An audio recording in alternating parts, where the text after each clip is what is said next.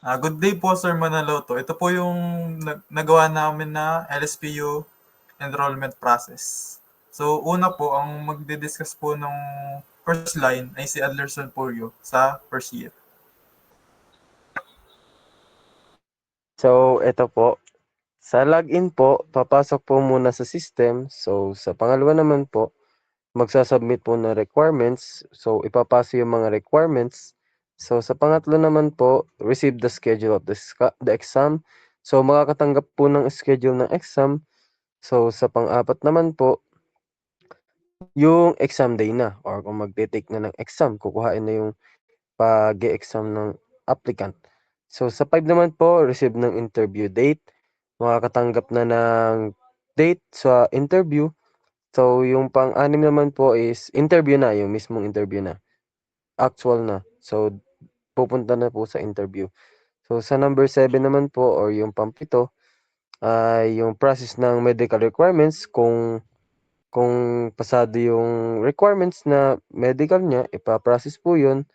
Tapos yung pang-8 naman po, send medical requirements, ipasa or ipapadala po yung mga medical results. So, para naman sa kabilang pool natin, which is nagko-contain ng mga offices ng ating school, firstly is yung admission office. So, ito yung unang lane natin. Dito, meron tayong task na nagpo-process ng results ng exam natin, if ever na nag-exam na tayo. Then, meron tayong gateway na di-decision if ever na nakapasa tayo or hindi. If no, hindi natatanggapin yung application natin. If ever na yes is, meron another tayong task na magna-notify sa applicant kung nakakapasa sila or hindi. And next doon na step is yung sa Dean's office na, which is yung pagpa-process na nung for interview, then send ng interview date, then mag-ano na yung student doon if receive niya yung interview, then next day, then mag-interview, then yung din office na rin yung mag-assess ng interview if ever na nakapasa sila or hindi. And dito yung papasok sa may gateway natin. Then meron tayo ditong applicant failed if ever na hindi sila tinanggap. Then if ever na yes naman, magno-notify ulit sa applicant na nakapasa sila. Then next task na tayo or sa ibang lane na ang sunod.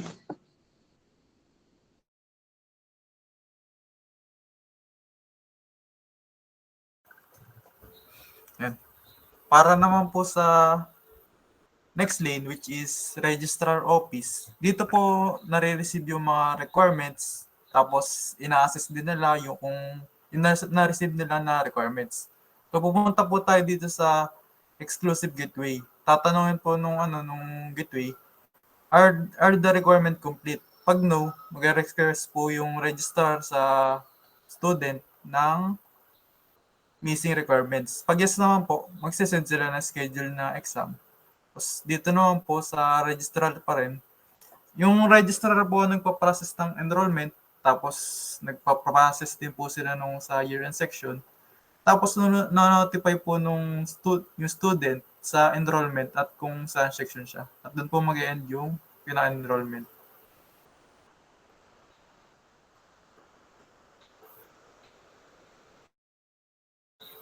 Sa next line naman po si Adlerson Purio.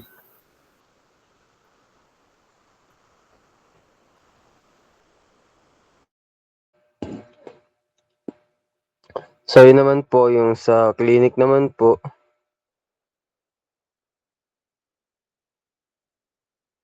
yun. So, dito naman po, magre-receive na ng medical files. So, ibig sabihin dito, matatanggap muna yung mga medical files ng applicants. So, sa assess the medical files, dito na i-assess kung sapat ba yung document or kung kumpleto. So, meron ditong decision point. Are the medical files sufficient? Kung yes, kung okay naman yung files na itutuloy yung process. So, kung no naman, kung kulang or hindi, mali ang files, request the insufficient copy or hihingin ang kulang na kopya ng mga files na kailangan.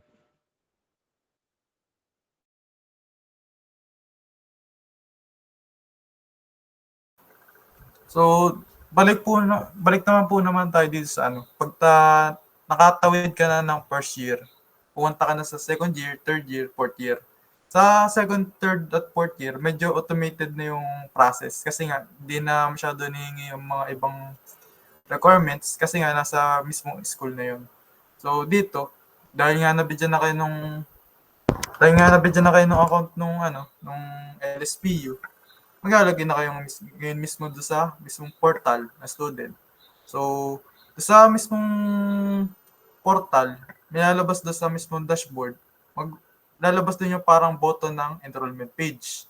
Tapos, pagka-click mo doon sa enrollment page, lalabas doon yung mga subjects na napasa mo na, o kaya hindi, may mga field doon. Tapos, i-review mo naman yung i-enroll mong subject. Pwede ka pumili doon. Tapos, ayun, pagkatapos doon, pag next mo yung pag nakapili ka na, pupunta ka naman doon sa schedule of subjects to be enrolled. So, ayun, pipili ka naman ng suited na schedule mo, which is paminsan naman yung section nyo o yung i-encourage nung system na mag-stick sa section nyo. So, dito, pag pinindot na yung submit, pupunta siya dito sa registrar. Ipaprocess na ulit yung mismong enrollment mo. Basta mag-i-add na po yung enrollment process.